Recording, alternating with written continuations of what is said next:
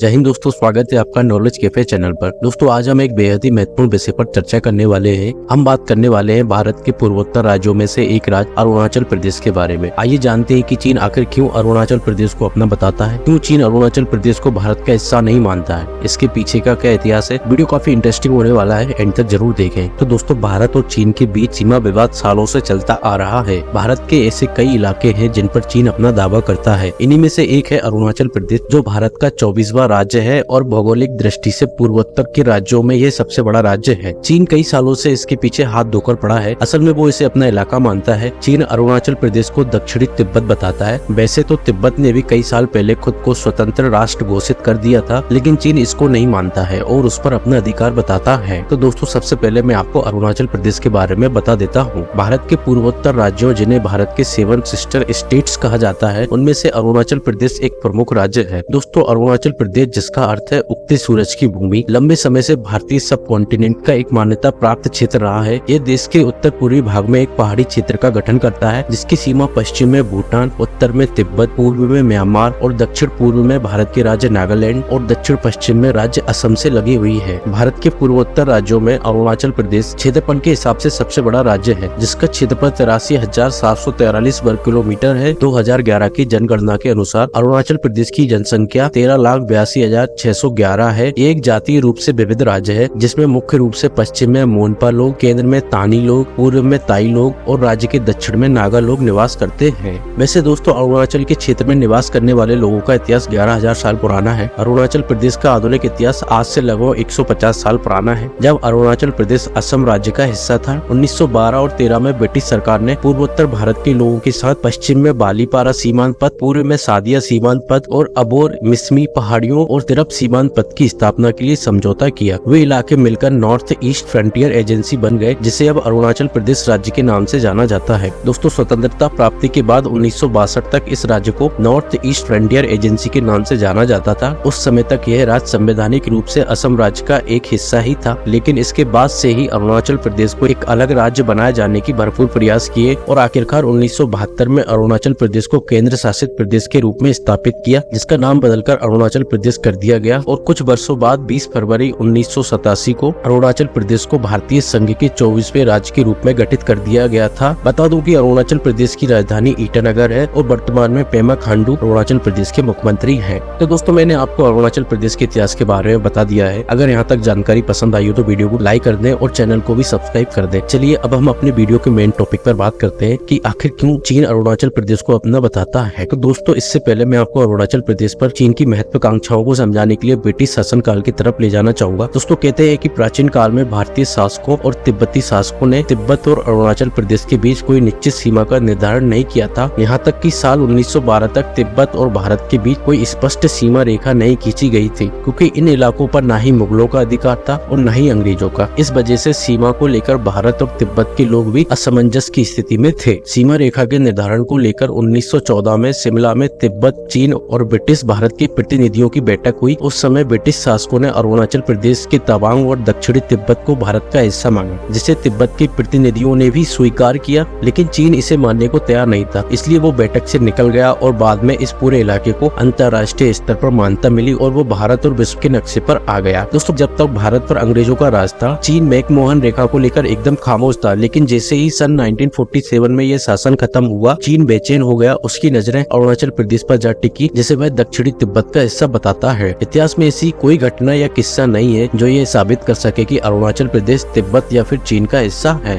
हालांकि सन 1952 में जब बांडुंग सम्मेलन हुआ तो पंचशील सिद्धांतों पर चीन राजी हुआ, लेकिन सन 1961 से ही चीन अरुणाचल प्रदेश को लेकर आक्रामक बना हुआ था। और सन 1962 में जब भारत और चीन के बीच युद्ध हुआ था, तब चीन ने अरुणाचल प्रदेश के शहर तवांग पर कब्जा कर लिया था, लेकिन बाद में वह पीछे हट गया था, जिसके बाद भारत ने पूरे इलाके को अपने नियंत्रण में ले लिया था। हालांकि इस जंग में चीन ने तवांग को हासिल करने के लिए पूरी कोशिश की। दोस्तों तवांग का युद्ध आज भी रोंगटे खड़े करने वाला है। कहते हैं कि उस लड़ाई में भारत के लगभग 800 जवान शहीद हुए और करीब 1000 जवानों को चीन ने बंदी बना लिया। दोस्तों बताना चाहूंगा कि चीन यहाँ बॉर्डर के करीब पिछले 1 दशक से कई तरह के निर्माण कार्य कर रहा है। हाईवे से लेकर मिलिट्री पोस्ट, हेलीपैड और मिसाइल लॉन्चिंग साइट्स तक उसने तैयार कर ली है। ये सब कुछ तवांग के ही करीब है। हालांकि शुरुआत में चीन अरुणाचल प्रदेश के उत्तरी स्थित तवांग को लेकर दावा करता था। दरअसल तवांग यहाँ एक खूबसूरत शहर है जो हिमालय की तराई ऊंचाई में समुद्र से 3500 मीटर की ऊंचाई पर स्थित है। यहीं पर विशाल बौद्ध मंदिर भी है जो 17वीं शताब्दी का बना हुआ है। यह तिब्बत के बौद्धों के लिए एक पवित्र स्थल है। दोस्तों तवांग वही जगह है जहाँ पर तिब्बती धर्म गुरु दलाई लामा सबसे पहले पहुँचे थे। अप्रैल 2017 में जब दलाई लामा कई सालों के बाद तवांग पहुँचे थे तो चीन का खून खोल उठा था। दलाई लामा को चीन एक अलगाववादी नेता मानता है। पिछले साल जुलाई में जिनपिंग ने तवांग के करीब स्थित न्यांगची का दौरा किया था। जिनपिंग चीन के पहले नेता थे जो यहाँ पर पहुँचे थे। न्यांगची तिब्बत का एक शहर और अरुणाचल प्रदेश से सटा है। इसे तिब्बत का स्विट्जरलैंड तक कहते हैं। दोस्तों तवांग पर कब्जा यानी पूरे पूर्वी हिस्से पर कब्जा। चीन इस बात को अच्छे से जानता है और इसलिए ही वह अक्सर तवांग पर आग दिखाने की कोशिश करता रहता है। पूरी दुनिया भले ही तवांग को भारत का हिस्सा मानती है लेकिन चीन आज भी इसे मानने को तैयार नहीं है। इसके अलावा अब बात करते हैं यांगसे की। यह जगह तवांग से 35 किलोमीटर दूर उत्तर पूर्व दिशा में है। पिछले साल नवंबर में भी यहीं पर चीनी सैनिकों के साथ झड़प होने की खबर आई थी। यांगसे मार्च के महीने तक बर्फ से ढका रहता है। यह जगह भारतीय सेना के लिए रणनीतिक अहमियत रखती है।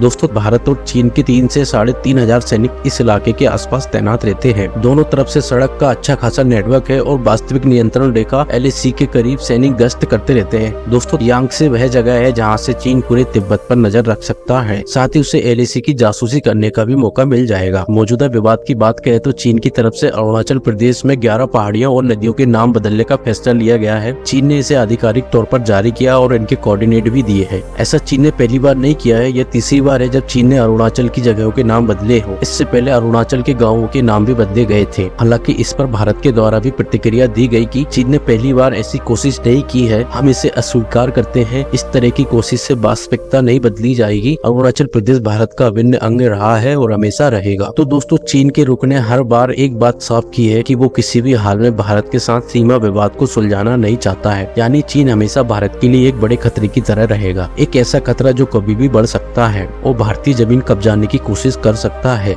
गलवान में हुई हिंसा के बाद सीमा विवाद को लेकर भारत चीन की करीब 16 बैठकें हो चुकी हैं। इसके बावजूद मामला सुलझ नहीं पाया है। जब भी लगता है कि अब दोनों देशों के रिश्ते सुधर रहे हैं तभी चीन कुछ ऐसा कर देता है कि तनाव फिर से बढ़ जाता है। बहरहाल दोस्तों आपकी क्या राय है इस मामले पर हमें कमेंट कर जरूर बताएं। फिलहाल इस वीडियो में इतना ही। अगर आपको मेरे द्वारा दी गई जानकारी पसंद आई है तो वीडियो को जरूर लाइक करें। हमें सपोर्ट करने के लिए चैनल को जरूर सब्सक्राइब करें। मिलते हैं फिर ऐसे ही इन्फॉर्मेटिव वीडियो के साथ। जय हिंद।